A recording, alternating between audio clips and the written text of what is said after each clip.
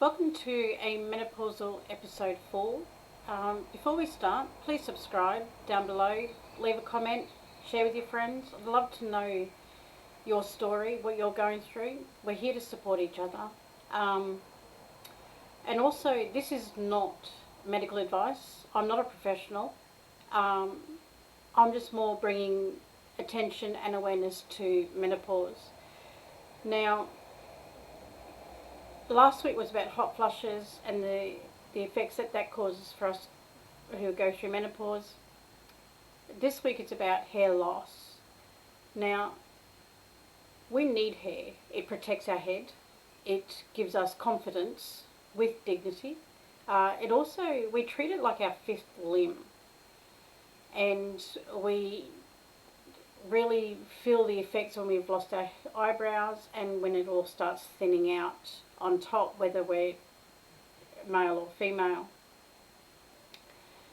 Now, what are the causes of menopause, of hair loss during menopause? Okay, so first one is estrogen levels. During menopause, we start losing our estrogen, the hormone that helps with hair growth, helps with happiness. And when it goes so severe, that's when we start noticing clumps. Not just the thinning of the strand, not just thinning of the hair loss, but losing it in clumps. Now, there are other medical issues that can cause that, but we're talking about menopause today. Now, if you are suffering at an abnormal point of your hair loss, go to your local GP, please. Now, number 2, stress. Now, we don't need stress, really. Life throws stress at us. Yet, with menopause, we go through stress to a point where it's such a high point of effect to our body that we actually suffer hair loss. Now, again, we're all different, so what one person experiences with stress, another person won't. But that can cause, the level of stress can cause hair loss. Again, go to your local GP if you're finding you are more than normal stressed out and it does not dissipate. Now, 3 is that diet. Now, this took me nearly a decade to accept that this had an effect on me, was the food I ate. We love our food. It socializes us. It connects us to each other. It's our culture. It's our background. But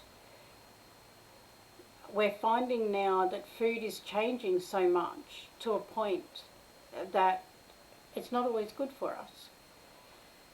I've learnt processed food, all processed food affects me, and I've got to be really, really careful what I eat, and including what it does to my hair. So again, go to your GP. Please don't listen to other people,